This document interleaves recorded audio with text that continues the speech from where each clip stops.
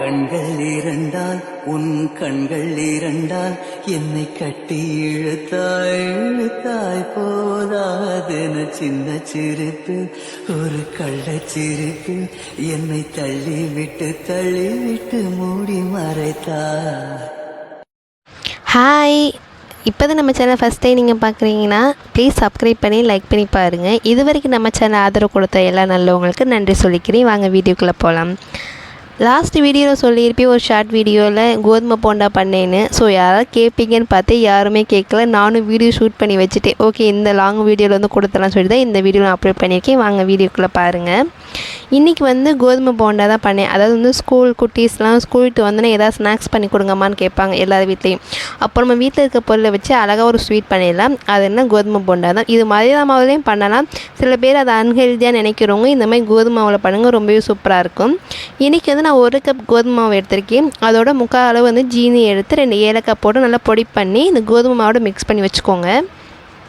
நான் வந்து பாப்பாட்ட வந்து நாட்டு வாழைப்பழம் வாங்கிட்டு வாங்க அப்படின்னு சொன்னால் அவள் போய் பச்சை வாழைப்பழம் வாங்கிட்டு வந்துட்டேன். இதில் என்ன ஒரு மிஸ்டேக் ஆகிருதுன்னா, அந்த பச்சை வாழைப்பழம் ராஸ்மல் வந்து அப்படி கோதுமை போண்டா சாப்பிட்டாலும் அந்த ஃப்ளேவர் தான் இருக்க தவிர அந்த போண்டா டேஸ்ட்டு வரல. நீங்கள் வந்து ட்ரை பண்ணுற மாதிரி இருந்தீங்கன்னா நாட்டு வாழைப்பழம் இல்லைன்னா செவ்வாழைப்பழம் யூஸ் பண்ணுங்கள். இது வந்து கோதுமாவு, சீனி, அப்புறம் இந்த வாழைப்பழம் நல்லா கொஞ்சம் பேஸ்ட் மாதிரி பியூரி மாதிரி அரைச்சி அந்த மாவில் போட்டு நல்லா கலக்கி இட்லி மாவு பதத்துக்கு வந்து கரைச்சி வச்சுக்கோங்க. நல்லா எண்ணெய் கொதிச்சதுக்கப்புறம் ஒவ்வொரு கரண்டியாக எடுத்து எண்ணெயில் போட்டு பொரிச்சிடுங்க. ரொம்பவே சூப்பராக டேஸ்ட்டாக இருக்கும். குட்டீஸ்லாம் ஸ்கூல்ட்டு வந்தோன்னே ஏதாவது ஸ்நாக்ஸ் பண்ணி கொடுங்கன்னு கேட்கும்போது நீங்கள் கண்டிப்பாக அதை ட்ரை பண்ணுங்கள். வீட்டில் இருக்கிற பொருளை வச்சு நம்ம அழகாக ஒரு ஸ்வீட் பண்ணிடலாம்.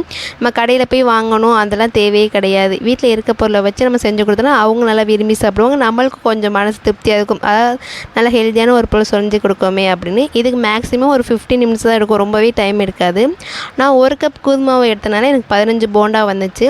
நீங்கள் எவ்வளோ எடுக்கிறீங்களோ அந்த தகுந்தாப்பில் உங்களுக்கு ஒரு போண்டா, சூப்பரான போண்டா ஹெல்த்தியாக பண்ணி கொடுக்கணும், ஒரு சாட்டிஸ்ஃபேக்ஷனோடு இருக்கும்.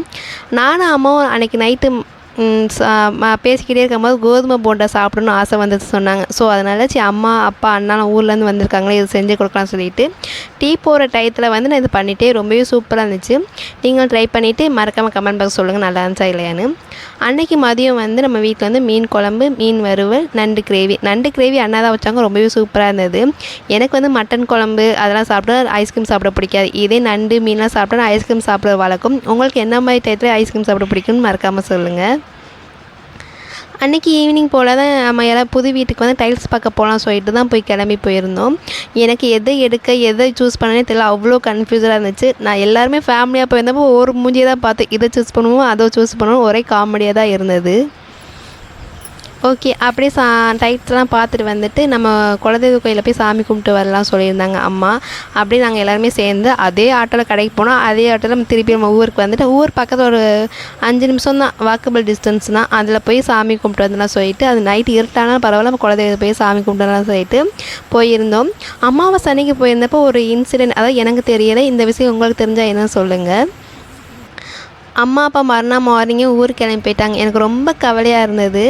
அதாவது அவங்க எல்லோரும் இருக்கும்போது ஜாலியாக அரட்டி அடித்து பேசிட்டு நல்லா கிண்டல் பண்ணிட்டு ரொம்பவே சூப்பராக இருந்துச்சு. டைம் போகிறதே தெரியலை. திடீர்னு அப்பாவுக்கு அவசர வேலை வந்து சொல்லிட்டு ஊருக்கு கிளம்பிட்டாங்க. ரொம்ப கவலையாகிட்டு அடுத்து அம்மா அப்பா எப்போ வீட்டுக்கு வராங்களோன்னு அந்த தான் ஓடிக்கிட்டே இருந்துச்சு.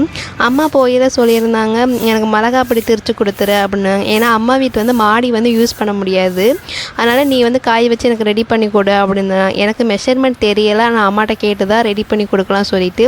இன்றைக்கி வந்து நல்லா நம்ம மாடு நல்லா வெயிலாக இருந்துச்சு. சரி இந்த மழை சீசன் அப்போ வெயில் எப்போல்லாம் கிடைக்கிறதோ அப்போ இதை ட்ரை பண்ணலாம் சொல்லிட்டு இன்றைக்கி மல்லியும் மிளகா மட்டும் வாங்கி மாடியில் போட்டு காய வச்சுக்கிருக்கேன். அம்மா என்ன குழம்பு போட்டாலும் அதாவது சிம்பிளாக ஒரு புளிக்குழம்பு வச்சாலும் அவ்வளோ டேஸ்ட்டாக பண்ணுவாங்க. அதுக்கு காரணமே இந்த மிளகாப்பொடி தான். உங்களுக்கு இதோட அளவுலாம் தேவைன்னு சொன்னீங்கன்னா கண்டிப்பாக சொல்லுங்கள். நான் நெக்ஸ்ட் ஒரு ஷார்ட் வீடியோவில் கொடுக்குறேன், இல்லை லாங் வீடியோவில் கொடுக்குறேன். நான் அம்மாட்ட கேட்டு தான் ட்ரை பண்ணியிருக்கேன். இது எப்படி வருதுன்னு நான் நெக்ஸ்ட்டு ஒரு வீடியோவில் சொல்கிறேன், நல்லா வந்துச்சா இல்லையான்னு. அம்மாவோட ஜெனுனான ஹார்ட் படி நான் சொல்கிறேன்.